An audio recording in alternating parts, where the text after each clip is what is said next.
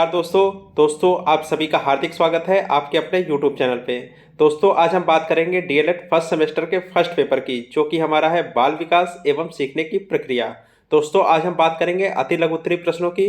अगर दोस्तों आपने बहुविकल्पी प्रश्नों की सीरीज नहीं देखी है तो ऊपर आई बटन पे आपको प्ले लिस्ट मिल जाएगी, वहाँ से आप देख सकते हैं। तो ज़्यादा देर न करते हुए स्टार्ट करते हैं क्वेश्चन संख्या 1 से। क्वेश्चन संख्या 1, जीवन की सबसे महत्वपूर्ण अवस्था कौन सी है? तो दोस्तों जीवन की सबसे महत्वपूर्ण अवस्था होती है शैशवावस्था। अगले क्वेश्चन की बात करते हैं, क्वेश्चन संख्या 2, बाल्यावस्था कब से कब तक होती है? तो दोस्तों बाल्यावस्था होती है 5 से 12 वर्ष तक, या फिर इसको 6 से 12 वर्ष तक बोल सकते हैं। ठीक है। अगले क्वेश्चन की बात करते हैं, जीवन का सबसे कठिन काल किस अवस्था को माना जाता है? तो दोस्तों जीवन का सबसे कठिन काल माना जाता है किशोरावस्था को। अगले क्वेश्चन की बात करते हैं, शैशवावस्था कब से कब तक होती है? तो दोस्तों शैशवावस्था होती है जन्म से 5 वर्ष तक। अगले क्वेश्चन की बात करते हैं, अल्प बुद्धि बालक की बुद्धि लब्धि कितनी होती है? तो दोस्तों होती है ये 50 से 70 के मध्य इसकी आईक्यू होती है। किसकी? अल्प बुद्धि बालक की।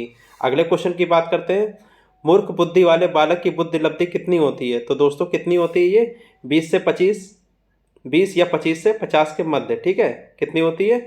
आप 20 से 50 के मध्य मान सकते हैं। ठीक है। अगले क्वेश्चन की बात करते हैं, यदि किसी बालक की मानसिक आयु 16 वर्ष और वास्तविक आयु 10 वर्ष है तो उसकी बुद्धि लब्धि कितनी होगी? तो दोस्तों बुद्धि लब्धि को क्या बोलते हैं? आईक्यू भी बोलते हैं। तो इसका सूत्र क्या होता है? बुद्धि लब्धि इक्वल टू मानसिक आयु बटे वास्तविक आयु गुणे 100। ठीक है। मानसिक आयु कितना दिया है दोस्तों? 16 वर्ष दिया है। वास्तविक आयु कितना है? 10 वर्ष गुणे 100। ठीक है। तो 16 गुणे 10 गुणे 100। ठीक है।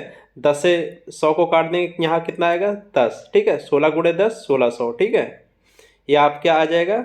160 आ जाएगा। ठीक है। बुद्धि लब्धि कितनी आ जाएगी? 160। अगले क्वेश्चन की बात करते हैं, मूल प्रवृत्ति की संख्या बताइए। तो दोस्तों मूल प्रवृत्ति की संख्या कितनी होती है?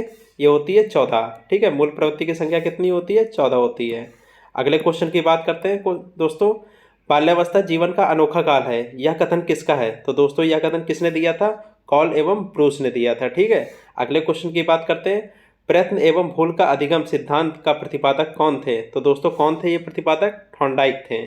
अगले क्वेश्चन की बात करते हैं, संवेग में एक निश्चित दिशा में क्रिया की प्रवृत्ति होती है, क्या परिभाषित किया गया है? तो देखिए दोस्तों क्या परिभाषित किया गया है, ये क्वेश्चन छोड़ते हैं। अगला क्वेश्चन देखते हैं, किन्हीं दो व्यक्तित्व परीक्षण के नाम बताइए। तो दोस्तों व्यक्तित्व परीक्षण के नाम बताइए, क्या कौन कौन से हैं? जीवन इतिहास विधि होता है और प्रश्नावली विधि होता है। अगले क्वेश्चन की बात करते हैं, सूझ या अंतर्दृष्टि सिद्धांत के प्रवर्तक का नाम बताइए। तो दोस्तों कौन थे? सूझ का सिद्धांत किसने दिया था? यह दिया था कोहलर ने। अगले क्वेश्चन की बात करते हैं, प्रथम मनोवैज्ञानिक प्रयोगशाला की स्थापना किसने की थी? दोस्तों बहुत इंपॉर्टेंट क्वेश्चन है, किसने की थी? ये की थी विलियम वुंट ने।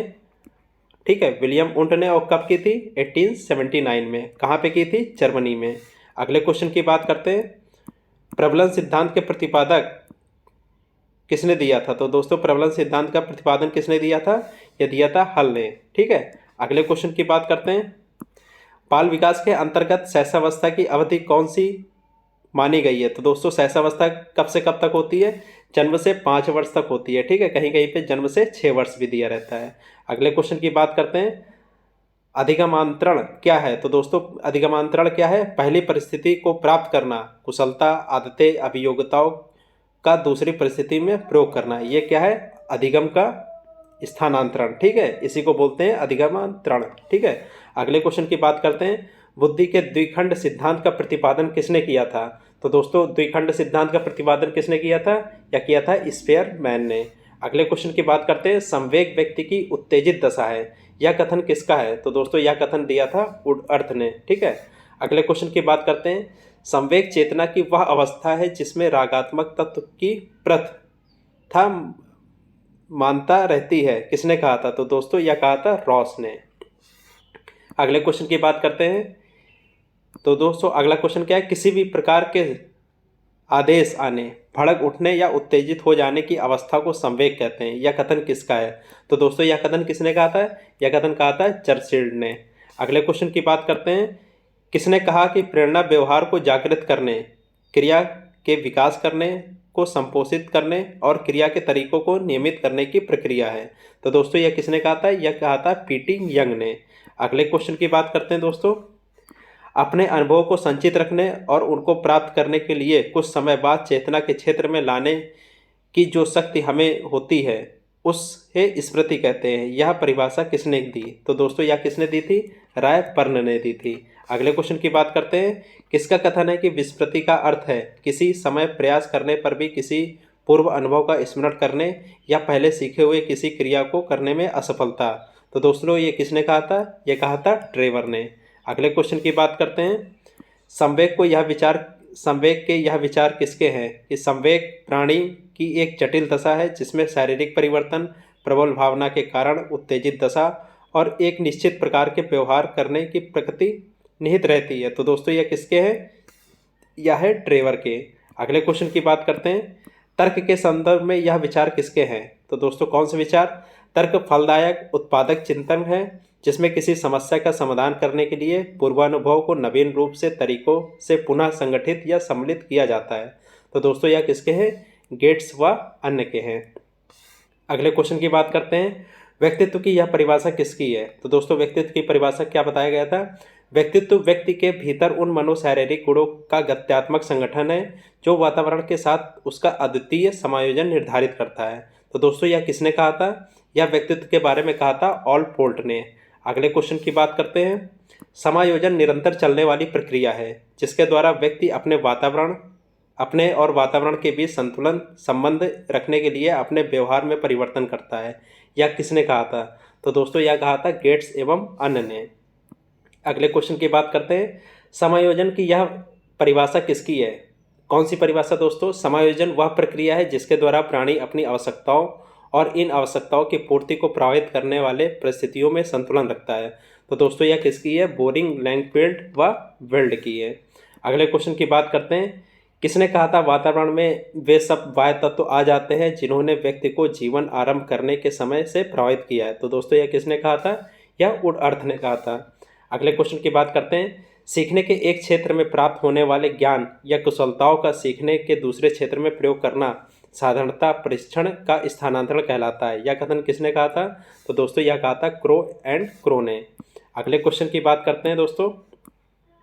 बुद्धि परीक्षणों को मुख्यतः किन दो वर्गों में विभक्त किया जाता है? तो दोस्तों किन दो वर्गों में विभक्त किया जाता है? व्यक्तित्व बुद्धि परीक्षण और सामूहिक बुद्धि परीक्षण। अगले क्वेश्चन की बात करते हैं। स्टैनफोर्ड बिने स्केल किस प्रकार का बुद्धि परीक्षण है? तो दोस्तों यह है भाषात्मक परीक्षण है। कौन सा है? व्यक्तित्व भाषात्मक परीक्षण है। अगले क्वेश्चन की बात करते हैं। प्याजे के संज्ञानात्मक विकास की मुख्य अवस्थाएं कितनी हैं? तो दोस्तों कितनी अवस्थाएं दी थी? तो दोस्तों कौन कौन सी दी थी? संवेद पेशी अवस्था, ठीक है, प्राक संक्रियात्मक अवस्था, मूर्त संक्रियात्मक अवस्था, औपचारिक संक्रियात्मक अवस्था। मुख्य 4 अवस्थाएं दी थी। कौन कौन सी अवस्थाएं दी थी? 4 अवस्थाएं। संवेग पेशी अवस्था, ठीक है, प्राक संक्रियात्मक अवस्था, मूर्त संक्रिया अवस्था, औपचारिक संक्रिया अवस्था। ये 4 प्याजे ने संज्ञानात्मक विकास की 4 अवस्थाएं मानी। अगले क्वेश्चन की बात करते हैं। व्यक्तित्व का संक्षिप्त परिभाषा लिखिए। तो देखो रैक्स के अनुसार व्यक्तित्व की परिभाषा क्या है? व्यक्तित्व समाज द्वारा मान्य तथा अमान्य गुणों का संगठन है। यह किसने कहा था? रैक्स ने कहा था। अगले क्वेश्चन की बात करते हैं। व्यक्तित्व को मुख्य तौर पर कितने भागों में विभक्त किया गया है? तो दोस्तों कितने भागों में विभक्त किया गया है? 2 भागों में विभक्त किया गया है। कौन कौन से व्यक्तित्व होते हैं? अंतर्मुखी और बहिर्मुखी तथा दोनों का मिश्रित उभयमुखी।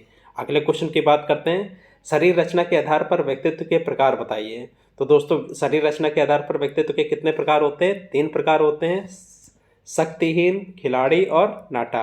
अगले क्वेश्चन की बात करते हैं। क्वेश्चन व्यक्तित्व मापन की विधियां हैं। तो दोस्तों कितनी विधियां हैं? तो दोस्तों व्यक्तित्व मापन की 3 विधियां हैं। कौन कौन सी हैं? आत्मनिष्ठ हैं, वस्तुनिष्ठ हैं और प्रक्षेपण विधि है। अगले क्वेश्चन की बात करते हैं। संज्ञानात्मक विकास के सिद्धांत के प्रतिपादक कौन थे? तो दोस्तों संज्ञानात्मक विकास के प्रतिपादक कौन थे? आपको अभी अभी ऊपर बताया, जीन प्याजे थे, ठीक है। और कितनी अवस्थाएं दी थी? 4 अवस्थाएं दी थी। अगले क्वेश्चन की बात करते हैं। सामाजिक विकास के सिद्धांत के प्रतिपादक कौन थे? तो दोस्तों सामाजिक विकास के सिद्धांत के प्रतिपादक कौन थे? वाइगोत्स्की थे, ठीक है। अगले क्वेश्चन की बात करते हैं। नैतिक विकास के सिद्धांत के प्रतिपादक कौन थे? तो दोस्तों नैतिक विकास के सिद्धांत के प्रतिपादक कौन थे?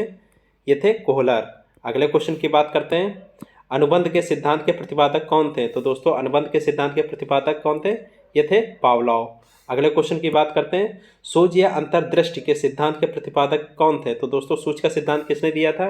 या दिया था कोहलर ने। अगले क्वेश्चन की बात करते हैं, प्रयत्न एवं त्रुटि का सिद्धांत किसका है? तो दोस्तों यह है थॉर्नडाइक का। अगले क्वेश्चन की दोस्तों बात करते हैं, क्रिया प्रसूत अनुबंधन सिद्धांत के प्रतिपादक कौन थे? तो दोस्तों ये कौन थे? ये स्किनर थे। अगले क्वेश्चन की बात करते हैं, प्रबलन का सिद्धांत किसका है? तो दोस्तों प्रबलन का सिद्धांत किसका है? यह है हल का। अगले क्वेश्चन की बात करते हैं, चिंतन को परिभाषित कीजिए। तो दोस्तों चिंतन की परिभाषा क्या है? कैरेट के अनुसार चिंतन एक प्रकार का अव्यक्त एवं रहस्यपूर्ण व्यवहार होता है जिसमें समान रूप से प्रतीकों, विचारी प्रत्यय का प्रयोग होता है। अगले क्वेश्चन की बात करते हैं दोस्तों, चिंतन के प्रकारों का नामोल्लेख कीजिए। तो चिंतन के कौन कौन से प्रकार हैं?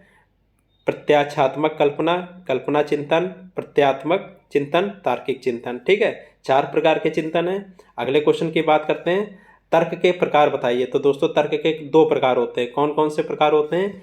आगमन तर्क और निगमन तर्क। अगले क्वेश्चन की बात करते हैं, निगमन तर्क से आप क्या समझते हैं? तो दोस्तों इस तर्क में व्यक्ति दूसरों के अनुभव, विश्वासों या सिद्धांतों का प्रयोग करके सत्य का परीक्षण करता है। तो ये क्या कहलाता है? निगमन तर्क कहलाता है। ठीक है, अगले क्वेश्चन की बात करते हैं, तर्क विकास की विधियां बताइए। तो दोस्तों तर्क विकास की कितनी विधियां हैं? 4 प्रकार की विधियां हैं। दृढ़ निश्चय है, स्वाभाविकता का विकास है, क्रमागत ज्ञान है और सूझ शक्ति का प्रयोग। ये तर्क विकास की विधियां हैं। अगले क्वेश्चन की बात करते हैं, वंशानुक्रम का क्या अर्थ है? तो दोस्तों वंशानुक्रम का अर्थ क्या होता है? वंशानुक्रम माता पिता से संतान को प्राप्त होने वाले गुणों का नाम है। ठीक है, जो माता पिता से संतान को गुण प्राप्त होते हैं वो क्या कहलाते हैं? वंशानुक्रम। ठीक है, अगले क्वेश्चन की बात करते हैं, वंशानुक्रम के सिद्धांत और नियम बताइए। तो कौन कौन से सिद्धांत हैं? बीजकोश की निरंतरता का नियम, ठीक है, समानता का नियम, विभिन्नता का नियम और प्रत्यागमन का नियम। 4 प्रकार के नियम हैं। अगले क्वेश्चन की बात करते हैं, वातावरण का अर्थ बताइए। तो दोस्तों वातावरण का अर्थ क्या होता है? वातावरण वह हर वस्तु है जो किसी अन्य वस्तु को घेरे हुए है और उस पर सीधे अपना प्रभाव डालती है। क्या कहलाती है? वातावरण कहलाती है। और दोस्तों अगले क्वेश्चन है, वातावरण को परिभाषित कीजिए। तो दोस्तों वातावरण की परिभाषा क्या है? रॉस के अनुसार वातावरण वह बाहरी शक्ति है जो हमें प्रभावित करती है। यह किसने कहा था? दोस्तों यह कहा था रॉस ने। अगले क्वेश्चन की बात करते हैं, बालक के विकास को प्रभावित करने वाले वातावरणिक कारकों का नामोल्लेख कीजिए। तो दोस्तों कौन कौन से कारक हैं? यह है बालकों के लालन पालन या संरक्षण की दशाएं, ठीक है, और सामाजिक वातावरण व उसका प्रभाव। तो दोस्तों ये आज आपका लघु उत्तरीय प्रश्न है, अति लघु उत्तरीय प्रश्न। अगले पार्ट में अगले क्वेश्चन को देखेंगे। तब तक आप चैनल को सब्सक्राइब कर लीजिए, लाइक कर दीजिए, कमेंट कर लीजिए। अगला पार्ट आपको बहुत ही जल्द मिल जाएगा। ठीक है, और दोस्तों ये वीडियो अपने कॉलेज के दोस्तों को शेयर कर दीजिए। तब तक के लिए दोस्तों धन्यवाद।